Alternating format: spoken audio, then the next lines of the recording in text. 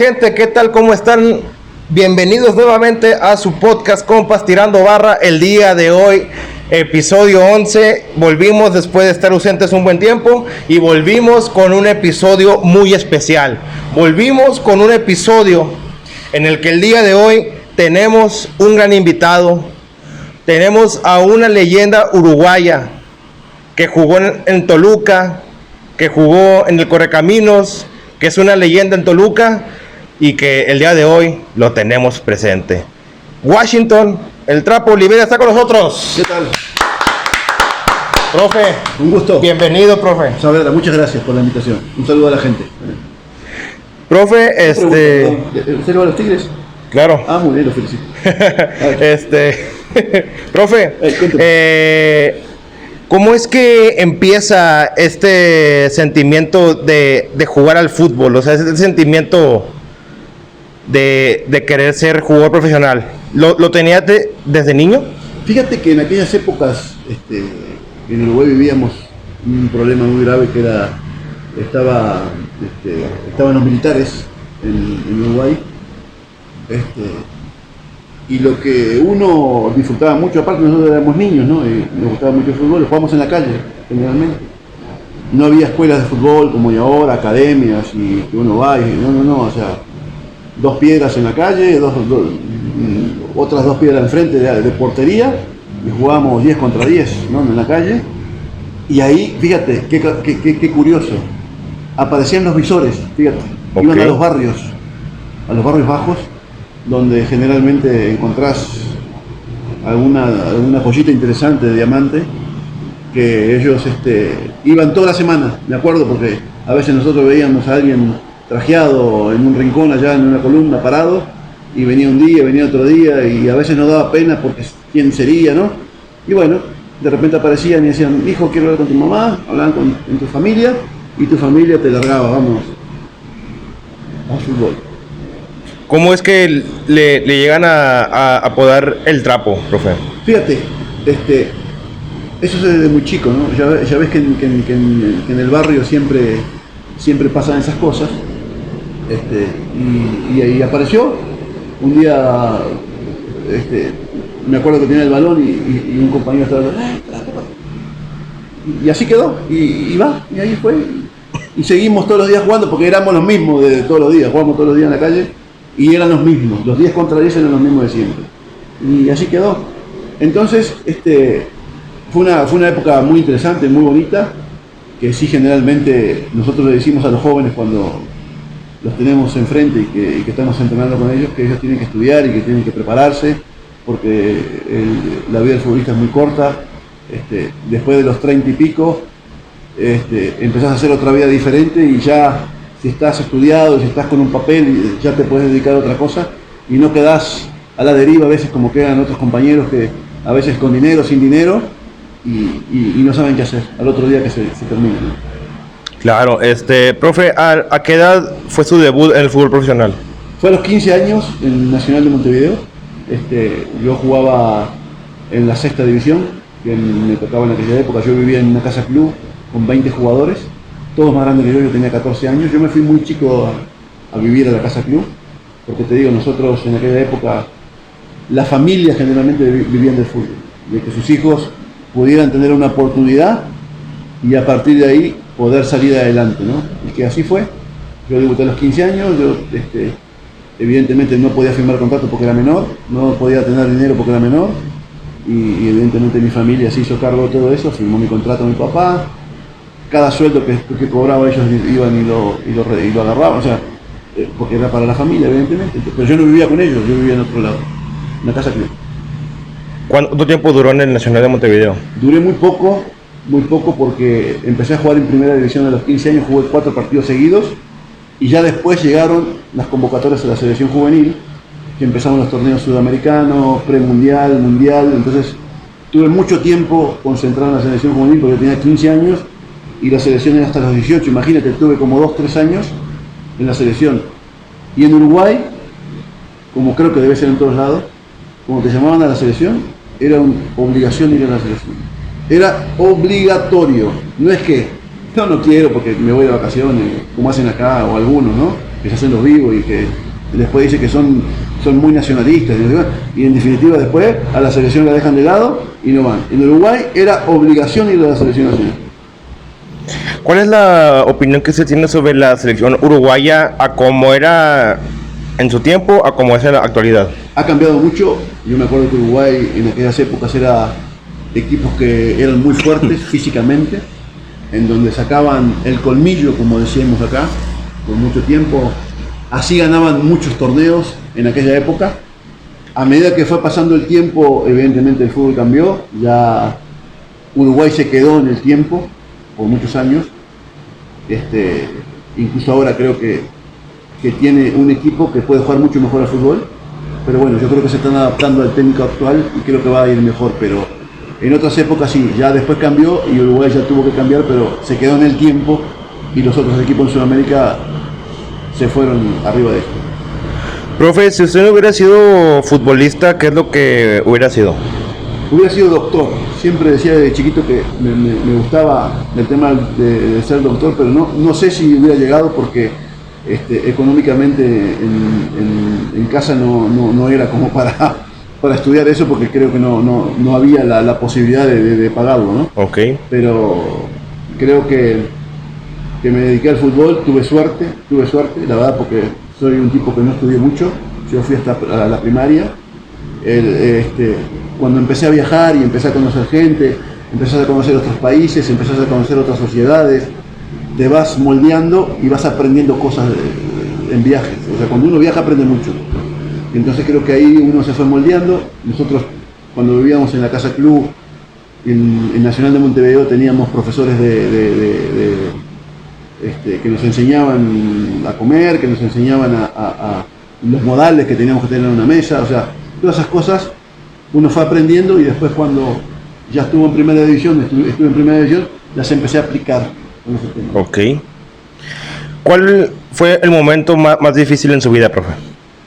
Yo creo que el momento complicadísimo fue cuando yo, gracias a Dios, nunca me lesioné. Eso fue lo importante, nunca tuve una lesión grave. Pero sí, me costó mucho cuando me avisaron que el Nacional de Montevideo me vendía a otro equipo. Okay. Yo tenía 17 años, era menor de edad todavía.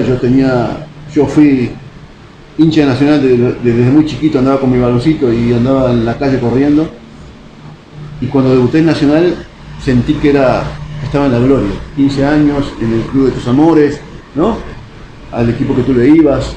Era impresionante. Entonces cuando regreso de las selecciones juveniles, que fueron como 2 años que estuve concentrado en esos lugares y que me iba, jugué un sudamericano en Paraguay, otro sudamericano en Bolivia, el Mundial 83 en México, un Mundial juvenil que hubo, aquí jugué.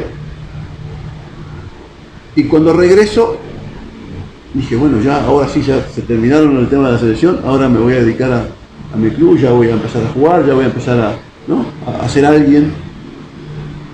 Entreno el primer día, que fue un lunes, me acuerdo, termina el entrenamiento y el director deportivo me avisa que el presidente del club quiere hablar conmigo, que me presente con mis papás. Y cuando llego al club, me pasan a la oficina, el presidente del club, el secretario, el tesorero, me dicen, bueno, Washington, ¿qué crees? A partir de mañana usted es jugador de Racing de Avellaneda. Del Racing. Del Racing de Avellaneda. Sin ser algo que no me dejó, o sea, que era una alegría para mí, porque pues, evidentemente otro equipo y extranjeros se interesaba por mí, pero fue un día muy triste porque tuve que dejar al club de mis amores, en donde yo pensaba jugar 3, 4, 5 años y poder seguir. ¿Y cómo fue esa etapa en el Racing, profe? En el Racing de Avellaneda fue una etapa complicada, porque cuando yo llego, un equipo como Racing de Avellaneda estaba en Nacional B, no estaba en primera división. Un equipo que llevaba 80, 85, 90 mil personas por partido. Nosotros teníamos la cancha de Racing, que era el cilindro de Avellaneda, pero la parte de arriba la estaban arreglando y nosotros todos los partidos jugamos en cancha de Vélez, cada semana, cancha de Vélez. Llegaban 60, 70 mil personas cada semana. Era un infierno, no se podía estar. Gente quedaba afuera, evidentemente ascendimos rapidísimo, el equipo jugó el torneo, robó. ascendimos y ya después, evidentemente, en primera división ya se empezó a comprar más jugadores de más nivel y bueno, tuvimos un torneo muy interesante. ¿Cuánto tiempo duró en el Racing, profe? 3 años, un año en Nacional B y 2 años en primera división. ¿Cómo era más que nada la afición, profe? De ser de que llenaban hasta 90,000 personas, ¿cómo era el ambiente? Era muy pesado el ambiente. Muy pesado porque era una hinchada que presionaba mucho. Cuando perdías te esperaban afuera para golpearte. Iban a buscarte a tu casa. Era de mucha tensión.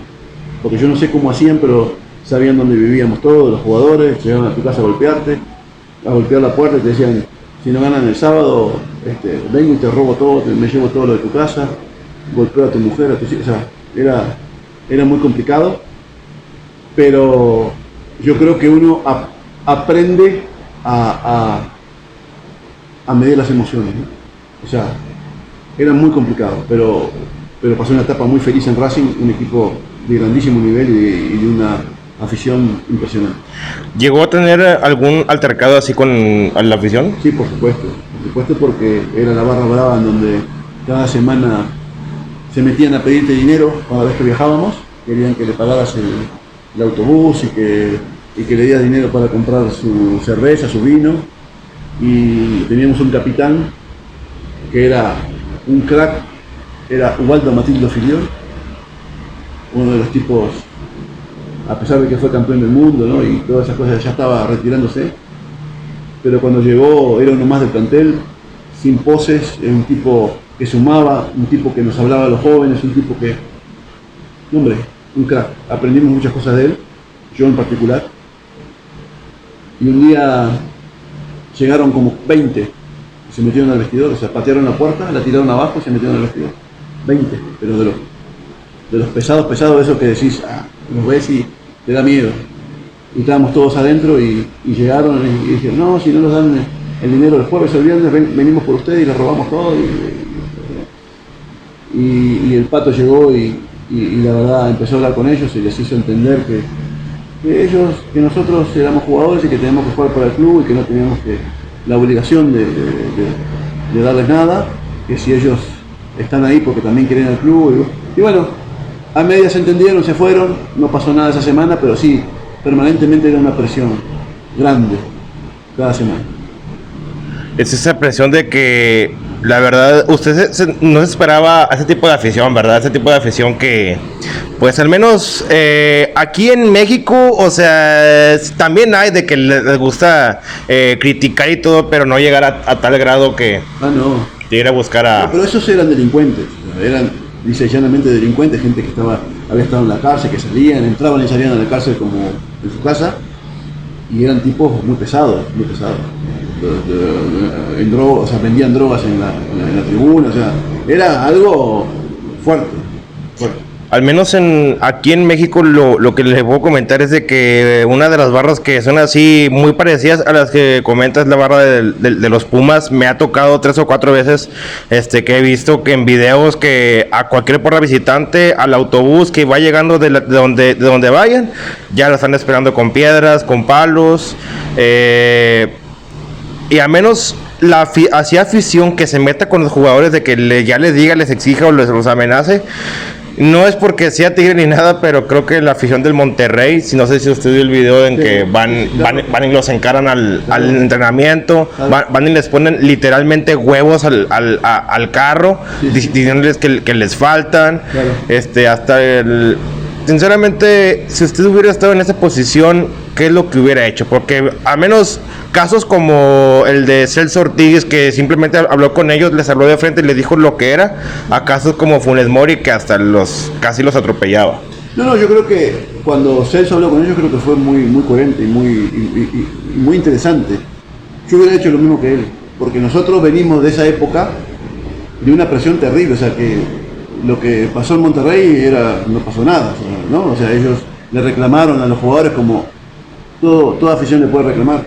Pero si yo me siento con un aficionado y platicamos, mira, pasa esto, intercambiamos ideas, no pasa nada. Es diferente que te vengan a agredir y que te vengan a pedir cosas a fuerzas. O sea, me tenés que dar esto mañana porque si no, o sea, era así, ¿no? Entonces yo creo que lo de Celso fue muy, muy importante, muy interesante y se vio la experiencia que tiene él en esos casos, ¿no?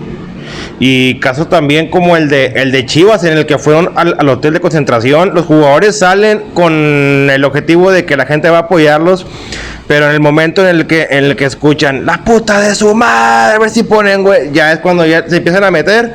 El Pollo Briseño, el jugador de Tigres, fue y encaró a toda la afición que estaba ahí. Sí. Se regresa, y donde se regresa, 20 aficionados se colaron lo que es la barda, casi se meten al hotel, rompieron los vidrios, literalmente agredieron a Briseño. Y pues, que era lo que estamos platicando antes de grabar, que ahorita la situación de Chivas, tanto como el presidente Amauri, como los jugadores y la afición, creo que es muy desastrosa. Sí, claro. A Mauri se le ha criticado porque pues, le piden refuerzos y no dice nada. Se le piden aumento en los sueldos y no dice nada. Lo que más controversia causó fue que cuando Chivas Femenil quedó campeón, sí, a Mauri dio la vuelta olímpica solo con la copa. Yo el entrenador no lo dejo dar la vuelta, aunque sea el dueño. O sea, salió abuchado por todo el estadio. O sea, ¿quién te crees que eres? Nunca creíste en este equipo y ahí andas llevándote todo el crédito cuando ni siquiera le invertiste nada. Imagínate, estamos hablando del dueño. Del dueño. Que no creía en el equipo y después se vanaglorió dando la vuelta con la copa, que él era el menos indicado para eso. Ese tema que tocas de Chivas, yo hace mucho tiempo, tengo un pensamiento muy crítico, porque yo creo que Chivas es un equipo histórico en este país. Evidentemente, a veces el nacionalismo, con mucho respeto lo digo porque en México pasa eso, a veces el nacionalismo no nos deja ver algunas cosas que tenemos, ¿no? Por ejemplo, el caso de Chivas, la gente se cree que el equipo tiene lo que no tiene, porque no tiene. O sea, es un equipo mediocre, futbolísticamente hablando, pero es una institución grandísima. ¿Por qué? Porque en los años salieron muchas veces campeones, lo hicieron grande, pero hoy por hoy Chivas es un equipo mediocre. ¿Por qué? Porque se creen que tienen los mejores jugadores del fútbol mexicano y no los tienen, la verdad. Y yo escuché muchas veces que dicen, sí, pero gastamos 50 millones de dólares. Sí, pero lo gastaron mal. Ese es el gran tema. Entonces cuando uno no es autocrítico, se perdió todo. Adiós. Entonces pasa lo que pasa cuando vienen los tropezones, porque la verdad se metieron al repechaje y cuando se metieron a la liguilla, ahí vieron verdaderamente lo que pasó. Un video que vi hasta hicieron una película sobre Chivas. Almeida, ¿no? Con Almeida, el anterior dueño, que era, se me fue el nombre, Vergara. Peláez. Peláez. Algo que sí me motivó mucho de lo poco, la verdad, que puedo decir positivo sobre Chivas, es de que Peláez le dice en el discurso, llevo 3 años lidiando con problemas personales, económicos del equipo, con mi ex esposa, pero en ningún puto día le dejé de pagar un solo peso. Si vieran los ridículos que se ven desde el palco, desde la tribuna, no tienen huevos. O salen a ganar, no hay de otra. La afición está ahí apoyándolos. Yo todos los días, con mi enfermedad, con mi salud, nunca les dejé de pagar un puto peso. Y lo quiero ver reflejado. Y la cara de los jugadores es de que nunca, como si nunca los hubieran regañado. O sea, fue algo de lo poco que me motivó, porque, o sea, sabemos al menos yo sé de los problemas que tuvo Peláez y creo que se dieron a conocer como para, y está en su derecho de exigirle a los jugadores, porque la mitad del equipo creo que es parte de la ex esposa y la otra mitad es de él. Creo que aquí es donde una de las pocas cosas que yo vi motivantes en eso, en que él le dijera. Sí, ese fue Jorge Vergara. El gran discurso que hizo, lo vi evidentemente. Creo que sí, él como dueño tenía la obligación de decirles lo que tenía que decirles, pero evidentemente, o sea, si yo veo como dueño el plantel que tiene Chivas, me tengo que dar cuenta que era un plantel limitado, como el que tiene hoy. Hoy es un plantel limitado, la verdad. Claro. Más allá de lo que me quieran decir, porque se quedó con el mismo equipo, es más, se fueron 2 o 3.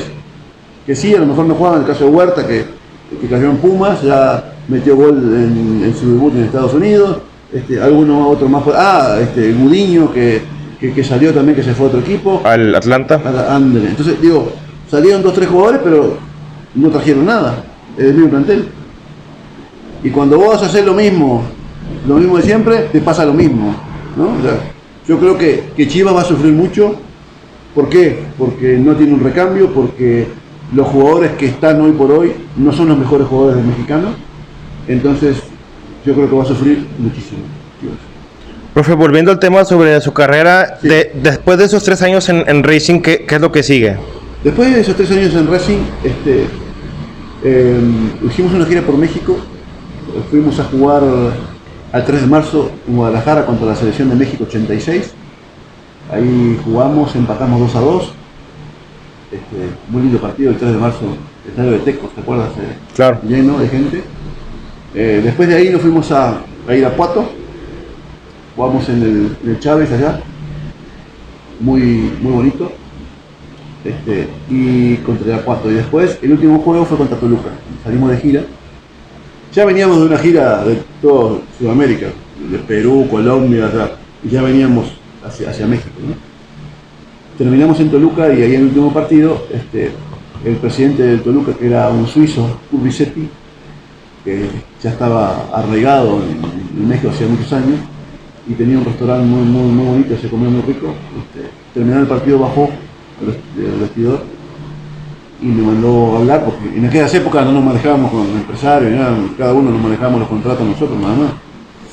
Entonces, ahí algún amigo de repente decía, no, ¿querés que te eche una mano? Y ya, ok, para no. Pero no, en esa época cada uno se manejaba como solo. Y dice, ¿puedo hablar con usted? Entró al vestidor, lo recibí ahí adentro, estaban todos bañándose, estaban todos los muchachos. Y dice, no, me gustaría platicar con usted. Dice, le voy a mandar un chofer para que pase por usted al hotel y lo invito a comer en el restaurante. Bueno, pasó por mí, me llevó al restaurante, muy lindo, muy agradable. Ya tenía una mesa preparada en un lugar tranquilo. Llegó él, llegó el vicepresidente del club, llegó el tesorero. En aquella época eran 3 y yo, éramos 4. Y me dijo, mire, a nosotros nos interesa mucho que usted se quede, porque puede ser una solución para nosotros lo que estamos buscando. Tenemos un equipo así, y usted sería lo que nosotros necesitamos para redondear este equipo, ¿no? Yo dije, perfecto, sí, a mí me encantaría, dígame usted dígame y lo sé. Bueno, en aquella época, ¿sabes? Dice, yo puedo ofrecer $15,000 por mes, ¿no? Que eran como $1,000,000 en aquella época. Dice, y le voy a dar $35,000 en la mano. Cuando firme le doy la mano y le doy $15,000 por mes. Entonces, yo por dentro le decía, ¿dónde hay que firmar? No, le firmo una vez.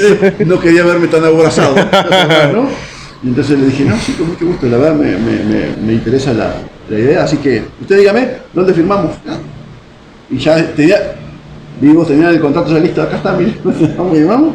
Ya. De hecho, no me regresé con el equipo, me quedé ahí en Toluca ya. Ahí se quedó. Ya me quedé porque el equipo se iba de pretemporada y recién se iba, que nos iban a dar vacaciones para empezar el torneo un mes después. Imagínate, porque teníamos como 20 de 25 días de gira. Arrancamos Argentina, Colombia, Venezuela, Bolivia, Perú y terminamos en México y ya de regreso el último. Habían recaudado bonito, tenían la maleta bien. Que dijo, no me quiero ver muy emocionado No, claro, no. Lo va a pensar. Sí, lo va a pensar. Casi me arranco la hoja. No, pero sí, fue algo muy agradable. Y en ese tiempo en el que usted estuvo con el Toluca, profe, ¿cómo fue esa experiencia de estar? Porque usted es una leyenda en Toluca. Ha sido una de las experiencias más increíbles de mi vida estar en el Toluca. Te voy a decir por qué. Un equipo familiar, para empezar. Claro. Familiar donde Mesio, en paz descanse, y que Dios lo tenga en la gloria, porque era un tipo de primerísimo nivel, como persona y como dueño. Nosotros firmamos el contrato, Saavedra, firmamos el contrato y jamás de los 7, 8 años que estuve en Toluca, jamás se atrasaron un día en el pago. Y mirá que tuvimos momentos de ir al descenso, momentos buenos, campeón de Copa, campeón de y de repente otra vez, y el viejo decía, yo confío en ustedes, yo confío en ustedes. Venía todos los santos martes, se armaba una carpa después del entrenamiento, venía de la parrilla, tiraban carne, pollo ahí, se hacía un asado y el hombre llegaba ahí. Y te saludaba y te decía, cuando se iba, yo confío en ustedes. Se levantaba, yo confío en ustedes. Y te daba un abrazo y se iba. Y si era quincena, terminaba ahí, se iba, regresaba y decía, pueden pasar por la oficina ahora que están sus sueldos. Se iba. Una cosa increíble. Los premios los cobrabas los miércoles. O sea, imagínate, o sea, no, hombre, era una cosa impresionante. Fue la mejor experiencia que tuve en el Toluca. Lamentablemente, evidentemente, ha habido directivos nefastos como los actuales, ¿no? Que son, la verdad, algo que yo no puedo creer, como Don Valentín, que es un tipo que quiere mucho su club, porque es el club de su papá y ahora es el equipo de él. Yo no sé cómo hace y cómo hace esa gente para sobrevivir, porque sobreviven, porque son tan ineptos. Yo no me puedo explicar que en tanto tiempo, en tan poco tiempo que están hace 3, 4 años, del Toluca histórico, del Toluca que armó con letras de oro, ¿no?, todo su nombre en la historia del fútbol mexicano, lo tiraron a la basura hace un mes. Se fueron al descenso, o sea, políticamente están en el descenso, lo único que tuvieron que pagar. Y bendito Dios que la federación, que no sé a quién se le ocurrió, el tema del ascenso y el descenso, que eso también es otra cosa que en algún momento lo hablaremos, pero patético, ¿verdad? Patético. Muy patético, la verdad. Patético. Entonces, imagínate, Toluca se hubiera del descenso después de haber estar allá arriba en la historia del fútbol mexicano. ¿Y por qué? Porque a algunos se les ocurre que si les gusta sentarse en el sillón del presidente, viene y toman su cafecito y platican ahí, y no hacen nada, todo el día. A Ciña, a quien quiero enormemente, porque Ciña fue uno de los principales factores que hizo histórico de Toluca. Claro. Fue uno de los principales factores que lo mandó al descenso. Fíjate qué ironía tiene la vida, ¿no? Claro.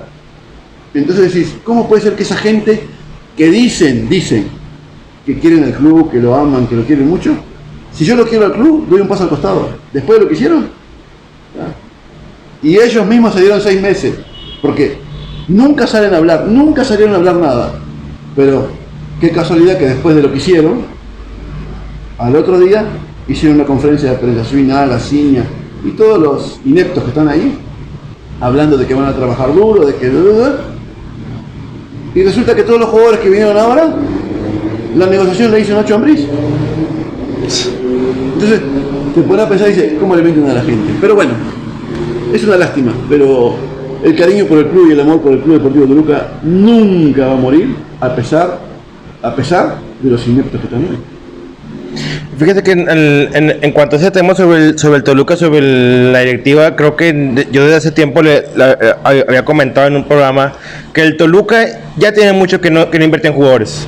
Seguía confiando en los mismos jugadores de hace 3, 4 años, y se veía que el Toluca, y eso se lo comentó un amigo, le dije, Toluca puede dar más, pero creo que se tienen que innovar con jugadores. Hace poco ya tienen a Leo Fernández, es jugador de Tigres, que pues mucha gente Tigre lo quería, pero Leo pues su cabeza nunca estuvo aquí, su cabeza siempre estuvo en otra parte, y es por eso que Miguel Herrera le decide que se vaya, y en Toluca la verdad le está yendo muy bien.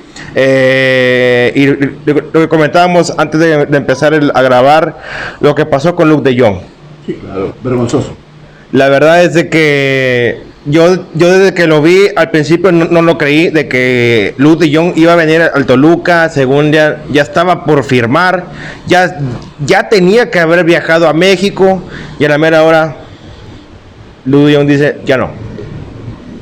Pero a ver, la gente que estamos en el fútbol, vos estás en el fútbol hace mucho tiempo y conoces la historia del fútbol mexicano. Y nosotros, los más grandes que hemos jugado y que vemos y palpamos todos los días lo que pasa en el fútbol.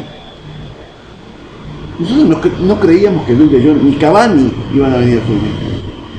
Y ojo, Toluca tiene la capacidad económica para hacerlo, ¿eh? Eso no me cabe la menor duda. El tema es como dos tipos de gran nivel, a pesar del caso de Cavani que ya está grande, pero todavía creo que puede rendir algo más en un equipo europeo. El tipo dice, no, me quedo jugando en Europa este tiempo, 5 meses, 4 meses, me voy al Mundial y a lo mejor ya regresa, ¿no? Pero lo grave de esto, del tema de Jong, es que algunos periodistas, no sé cuántos, dijeron que ya estaba en Toluca, que ya estaba firmado y que ya venía. Y la gente salió como loca a comprar abonos. Y las playeras con sí, el 10, el 9 de Jong. Entonces, imagínate qué inocente y qué gran afición. Y te voy a decir qué gran afición de la Toluca también. ¿Por qué? Porque son inocentes. Claro. Porque a pesar de todas las estupideces que hacen diario estos esta gente, la gente le llenó el partido contra el Bayer Leverkusen, claro, que hacía una semana atrás se habían ido al descenso. Le llenó el estadio y entradas carísimas, aguas. Y ahora hablan de Luuk de Jong, que ya está listo por firmar, que firmó un precontrato con el Sevilla y el Toluca. Hombre, la gente salió volando a comprar todo. Imagínate, o sea, qué bárbaro, qué inocentes. Y yo tengo un gran afecto por ellos, porque la verdad son gente muy exigente, que les gusta el fútbol, pero la verdad se vieron inocentes. Y pues más que nada creo que mucha afición del Toluca, como comenta profe, es de que muy inocente, de que por fin tenían una esperanza en que va a venir un jugador referente, un delantero del Barcelona, que viene, que es un buen jugador, y a la mera hora, ¿sabes qué? Dice que no. Y una decepción más que nada por toda la gente, porque a mí me comentaron que hasta había gente que ya lo estaba esperando en el aeropuerto, que en todas las terminales ya había gente que estaba ilusionada en poder verlo, y al final que, bueno, porque pues, Luuk de Jong pues, se quiso quedar más en Europa. Al menos creo yo que no es un referente en Barcelona. No, por supuesto que no. Pero imagínate que la gente, un nombre de esa índole, podría encajar bien en el Toluca, ¿no? O sea, de nombre, claro. De nombre, sí, ya después veríamos el rendimiento. Eso es otra cosa. Una buena dupla, pienso yo, que hubiera hecho con Leo Fernández, porque al menos... Por supuesto, ¿no? Claro. Porque a menos lo que yo observaba en Toluca era que Leo hacía todo. Es un buen asistidor, le pega bien la pelota, tira buenos centros. ¿Sabes? Pero lo que le falta es alguien que le reciba el balón. Y ese era el indicado. ¿Y quién más que Luuk de Jong? Exacto. Entonces, ¿ves lo que te digo? Los que estamos en el fútbol, no digo que la gente que no esté no sepa, pero uno lo huele, ¿no? En el momento, si no, este no va a venir, ¿cómo va a venir? O sea, cuando hablaban de Cavani, o sea, yo sé que la gente se ilusiona porque, claro, quiere lo mejor para su club. Pero era una utopía, la verdad, que llegaran cualquiera de los dos. Y un ejemplo que la verdad mucha gente nunca lo creyó, pero que se hizo real, Ronaldinho al Querétaro. Claro, eso fue algo extraordinario, ¿no? No, y luego hasta eso, no recuerdo si fue el mismo Ronaldinho el que dijo, o fue uno de la directiva en ese momento de los Gallos, que dijo, convencimos a Ronaldinho en un antro. Tuvimos que ir a un antro, pagarle no sé cuántas botellas. En su hábitat, ¿no? Estamos en su territorio. Y creo que fuimos Ronaldinho el que dijo, yo acepto ir con ustedes porque ustedes son los únicos que han venido aquí a un antro a convencerme de que vaya a un equipo. Y Ronaldinho en México causó una gran sensación. Sí, tuvo momentos muy buenos, ¿no? Lástima que no pudo ser campeón por la final que perdió con Santos. Sí, claro. Tenía momentos desequilibrantes, como por ejemplo, cuando entró contra el América, hizo lo que quiso, ¿no? Claro, 4-1, esa vez quedó Querétaro. Exactamente. Y otro caso, Diego Armando Maradona del Sinaloa, como director técnico. Claro. Diego Armando Maradona, que en paz descanse, pero que en su poco tiempo con los Dorados de Sinaloa sí vio un gran cambio en el equipo. Sí, claro. Todos los partidos, el vestidor antes y después estaba de fiesta. Maradona les hizo un gran hizo un gran papel en Dorados. Lástima que no pudo quedar campeón. Fue poco el tiempo en el que dirigió, pero bueno, perdió los finales, ¿no? Perdió de finales. Y una temporada después de que él se fue, el equipo descendió. Exacto. Yo creo que, fíjate cómo somos las personas, los seres humanos, ¿no? El tema motivacional es importante. Aunque estés en la ruina, estás motivado y ves el día de otra forma. Claro. Y yo pienso que la gran motivación de los jugadores era ver a Maradona parado en la mitad de la cancha. Decían, ¿cómo puede ser que este tipo esté acá dirigiéndome? Yo digo que era lo que pensaban, porque no me digas que Dorados cambió de una forma u otra porque vino Maradona. O sea, el tema motivacional, sí, evidentemente el trabajo de campo, que lo hicieron, que era un equipo compacto, sólido, pero la motivación que tenían cada partido. Los jugadores de que, oye, me está entrenando Maradona me está regañando. O sea, hasta le daba gusto, ¿no? Me está regañando Maradona, por Dios. Pero sí, yo creo que el tema motivacional fue fundamental. Es una de las veces en la que sí me he sorprendido, porque dije, guau, para que venga uno de los mejores futbolistas en la historia a venir a dirigir un equipo como Dorados, es como que te sorprende que venga Ronaldinho al Querétaro, claro. Que incluso Zidane haya jugado con Dorados hace cuando empezaba. Claro. O sea, son cosas que sorprenden, la verdad, sorprenden mucho. Pero fíjate, Saavedra, el caso de Ronaldinho, el caso de Maradona, no fue tan anunciado como estos. ¿Sí me entiendes? O sea, claro. Los tipos llegaron casi de incógnito y cuando quisimos acordar, ya Maradona estaba de técnico y Ronaldinho estaba entrenando en Querétaro. Y después sí, fue una locura porque sabían que estaban acá y empezaron a vender playeras. Querétaro creo que vendió más playeras que en su historia que cuando estaba este cuate, ¿no? Me imagino. Sí. Y entonces, bueno, yo creo que eso pasó. Pero no anunciás tanto, sí que viene, y que ya hablamos con él, y que ya firmó contrato. No manches, o sea, no. Pero bueno, este es nuestro bendito fútbol mexicano. Glorioso y hermoso. A veces con fallas, pero... No, muchas veces, ¿no? Porque la federación también tiene algunas cositas que nos debe. Fíjate, estamos hablando fuera de cámaras también. La asociación de jugadores, ¿no? Unos mentirosos y unos, la verdad, arrastrados, porque claro. La verdad, nunca fueron a preguntar a los equipos de segunda división cuánto le debían o si tenían alguna deuda con los jugadores. Y los jugadores en segunda división, la mayoría tienen familia, son casados, son jovencitos que tienen 1 o 2 hijos y que no cobraban nunca. Yo quiero preguntarle a algún jugador de segunda división si esos bandidos, esos desastrosos, fueron alguna vez a preguntar, ¿te deben algo? ¿Te deben algo? No, claro. Pero bueno, lamentablemente así pasa. Profe, después de esa etapa con el equipo del Toluca, ¿cuál fue el siguiente paso en su carrera? ¿Usted quería regresar al equipo en el que estaba, o se quería ir a Europa nuevamente, o se quería quedar en México? No, me quedé en México. Yo me fui a Correcaminos después. A Correcaminos en una época que estaba en primera división y tenía un equipo fantástico. Zambulá, Richardson Smith, René Mendieta, Raúl Arias, Sergio Orduña, ya veteranos, pero cracks.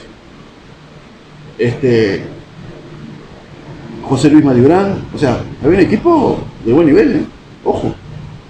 Evidentemente éramos Correcaminos. Claro. Bueno, el equipo funcionó, el equipo calificó, llegamos los 2 primeros partidos con la liguilla, calificamos de octavos, evidentemente, nos tocó Puebla cuando Puebla salió campeón.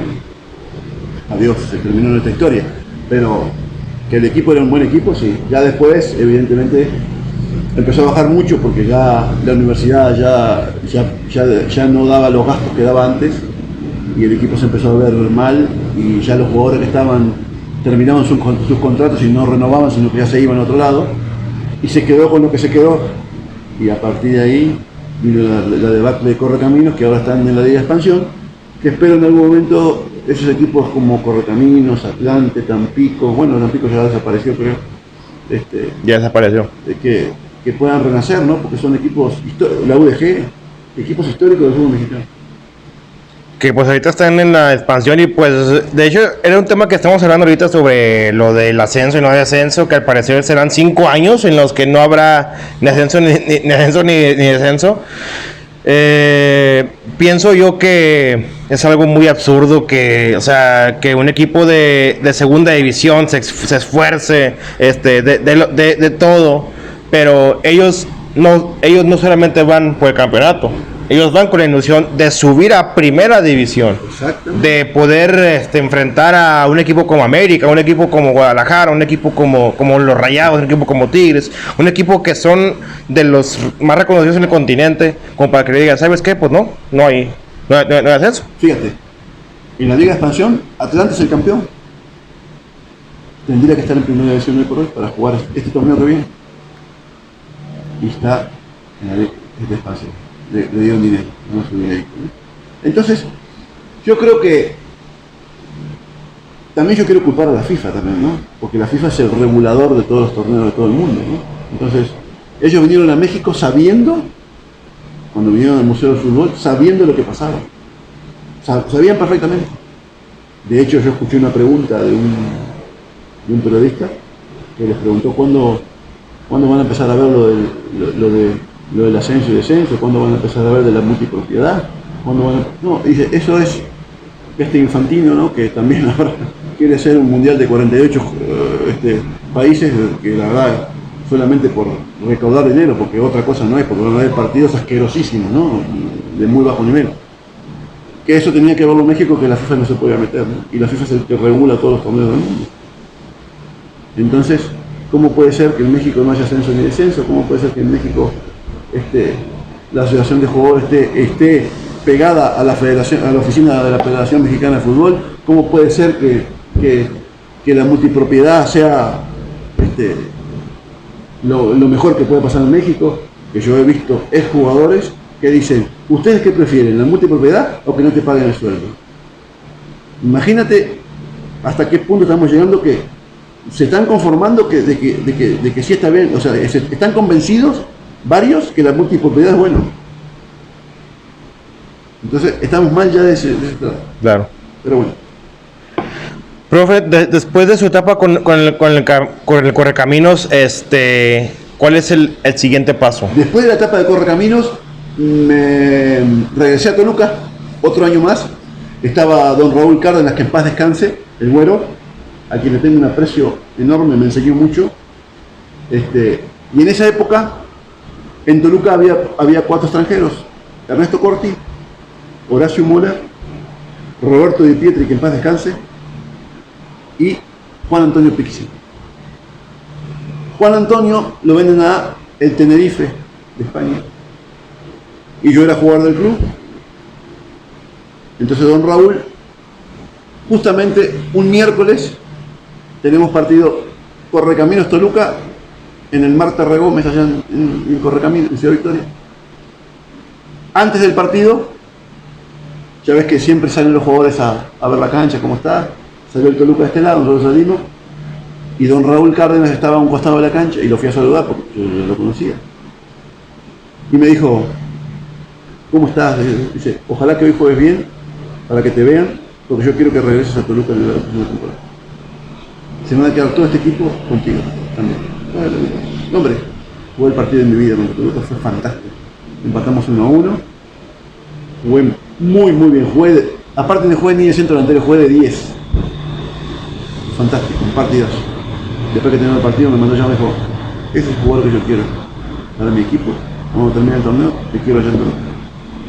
Él tenía contrato por 2 años, terminó el torneo y lo primero que hizo fue mandarme a llamar para que regresara. Y regresé, jugué otro año más y evidentemente no fue bien, calificamos metí 16 goles, 17 goles en los torneos largos. Ahí salió campeón goleador Ivo Basay, estaba en Necaxa, que era un jugador de época, ¿no? De hecho, creo que salió campeón de Necaxa ese año, en el torneo. Y ya después, Saavedra, ya me fui a Centroamérica. Después Toluca me regaló mi carta, que en aquellas épocas te acordás que te regalaban la carta, ahora si no firmás a los 6 meses ya quedás libre, o no renovás. Y en aquella época el Toluca te regalaba la carta y ya me empecé a hacer mi periplo por Centroamérica, Honduras, El Salvador, Costa Rica, Guatemala.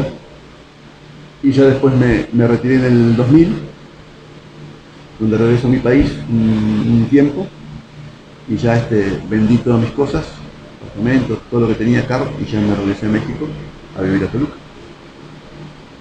Toluca sí es en cuanto al equipo, ¿usted diría que es al mejor equipo que le tocó llegar en su carrera? A mí sí te digo por qué, porque siempre ha sido un equipo que ha cumplido con lo que te promete. Y eso para mí es básico. Cuando vos llegas a un lugar, firmás contrato o arreglás un sueldo y te pagan como... Eso es lo mejor que puede pasar.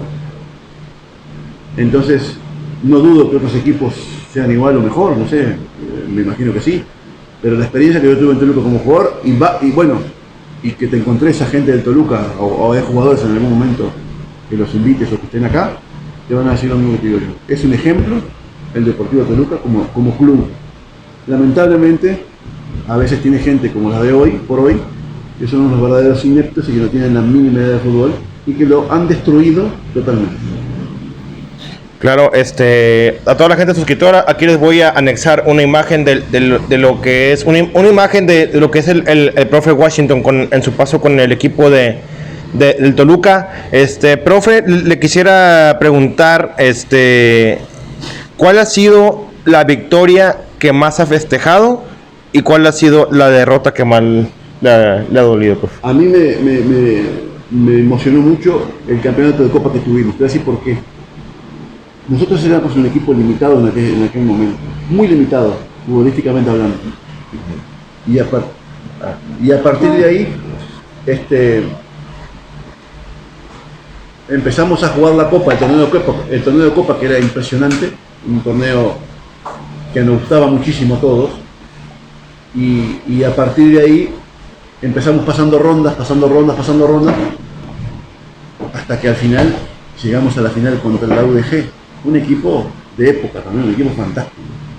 Y aparte nosotros nos tocó eliminarnos con lo mejor que había en ese momento en México, con América, con Cruz Azul, y llegar a la final contra la UDG y con Atlante, que en aquella época se estaba armando bien para hacer lo que fue después de la época de Ricardo, ¿no? Y nos tocó contra la UDG un partido fantástico, durísimo en Guadalajara, empatamos 1-1 la primera final. El Tuca metió el gol de penal empezando el partido y faltando 3 minutos nos empatan el juego 1-1. De regreso en Toluca, a los 5 minutos nos meten el gol la UDG, Byron Pérez, el guatemalteco que tenía en aquella época. Y ya ha pasado la hora, como 3 minutos, logro empatar el partido en una pelota que Octavio Becerril la despeja, y la UDG jugaba mucho al fuera del lugar, jugaba en línea. Entonces ya habíamos hablado con Héctor que cuando hubiera un despeje largo, que diéramos unos pasitos, retrocediéramos tanto y que algunos si la podía peinar. Y fíjate que se dio la jugada, despeja a Octavio, la UDG va saliendo pero yo vengo entrando y Roberto Mayarelli la peinó preciosa porque pasó por arriba de la defensa y yo vengo entrando en diagonal y ellos vienen saliendo, ¿no? Quedé solo mano a mano con el portero, ¿no? La bajé, me metí al área y cuando salió Víctor Manuel Aguado, que me acuerdo que era el portero, aparte era un loco grandote, ¿no? Altísimo, que hacía así y te tapaba todas las porterías, se veía. Y sí, salió a tapar y pude tocarla, pegó en el poste, recorrió un tantito la línea y en esa portería, la línea, hay como una bajadita hacia atrás de la red y pasó por ahí y se fue y bajó y empatamos el partido. Movió la UDG y terminó el partido 1-1, los dos tiempos extra. Y a los 30 segundos Jorge Rodríguez mete el 2-1 También una jugada que solíamos hacer mucho nosotros cuando el equipo rival sacaba, lo presionábamos mucho.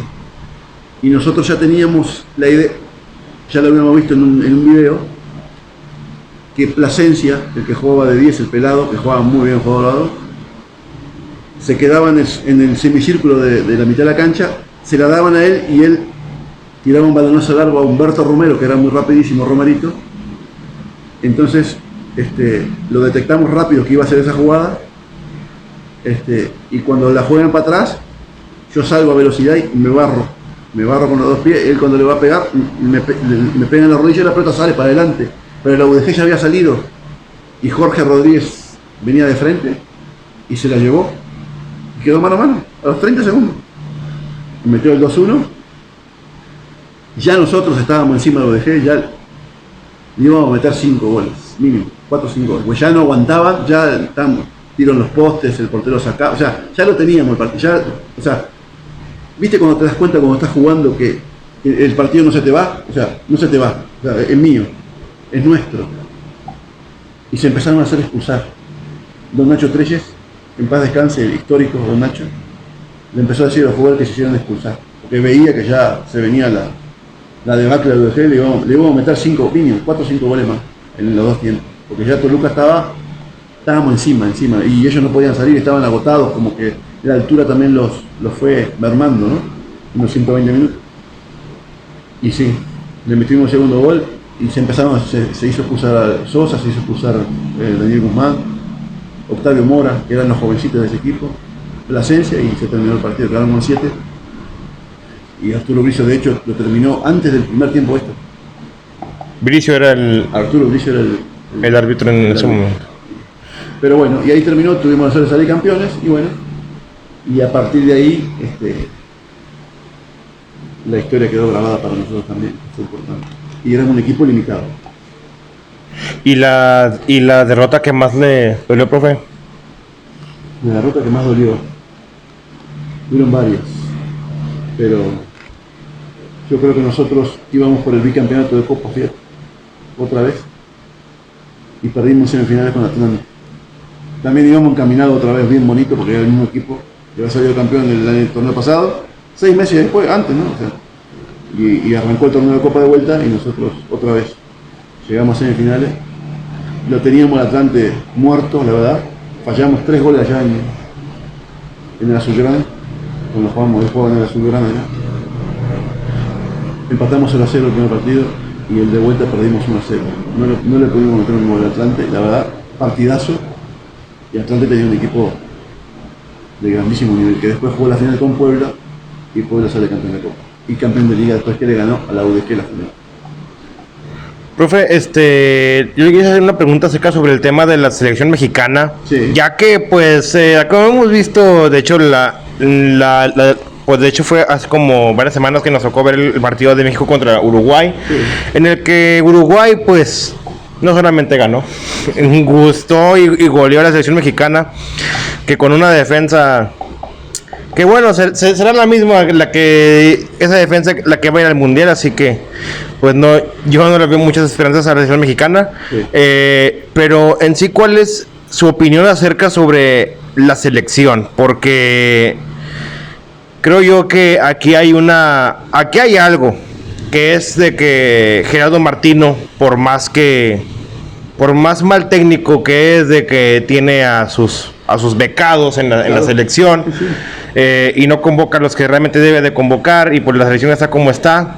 Creo que aquí hay algo más que fútbol. Sí, yo creo que sí, yo estoy convencido también. Esta selección no ha dado el ancho, ni siquiera en las eliminatorias, ha jugado mal. Martino no le ha encontrado la vuelta al equipo. Tiene jugadores que ya están grandes, que ya creo que el ritmo del partido le pasa factura en algún momento, como Guardado, como Herrera. Son muy lentos, cosa que el jugador mexicano son jugadores generalmente rápidos y juegan son intensos, dinámicos. Y esta selección no la veo así, la selección la veo muy apagada. Evidentemente también creo que están pasando por un mal momento individual los jugadores, el Tecatito Corona, Herrera, Guardado, Ochoa, o sea, toda esa gente que todavía no. Y el recambio no es bueno. El recambio le ha costado mucho, ya lo hemos visto, que estos partidos de la National League, que son infumables, son malísimos. Yo no sé cómo México puede jugar ese tipo de partidos contra Surinam y contra estos equipos que la verdad que son lamentables, que ahí sí no hay nada para sacar de positivo, ¿no?